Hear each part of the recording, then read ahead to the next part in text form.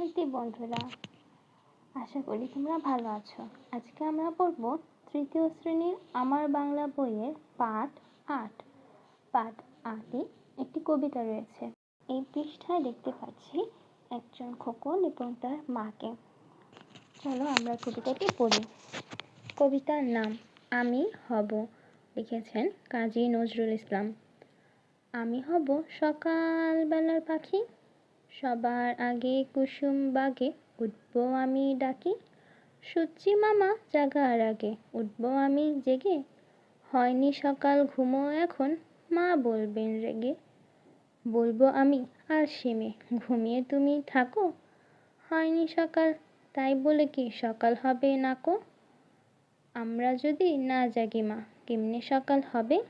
তোমার ছেলে উঠলে গো মা, রাত পোহাবে তবে। অংশবিশেষ অর্থাৎ কবিতাটির অংশ দেওয়া রয়েছে। আসো এখন শব্দগুলো দেখে নিই।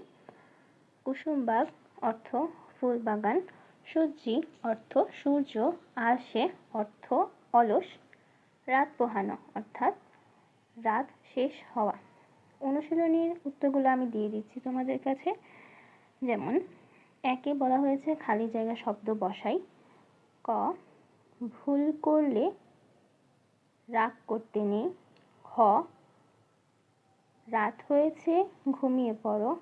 গ, আজ ঘুম থেকে উঠতে বেলা হয়ে গেল। ঘ, অলস হলে উন্নতি করা যায় না। ২ নাম্বারটি আমি তোমাদের জন্য রেখে দিলাম। এরপর ৪ নাম্বারে বলা হয়েছে কাজ বোঝায় এমন শব্দ আলাদা করি। প্রথমটি তোমাদের জন্য করে দেওয়া হয়েছে। আমি সকালে ঘুম থেকে উঠি, এখানে উঠি বা ওঠা দিয়ে কাজ বুঝিয়েছে। আমরা ভাত খাই, এখানে খাই বা খাওয়া দিয়ে কাজ বোঝানো হয়েছে।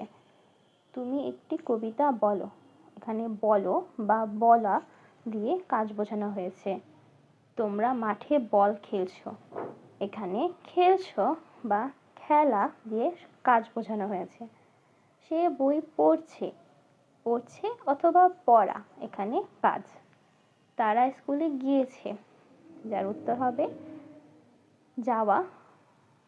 এখন ৫ নাম্বারে প্রশ্নের উত্তর।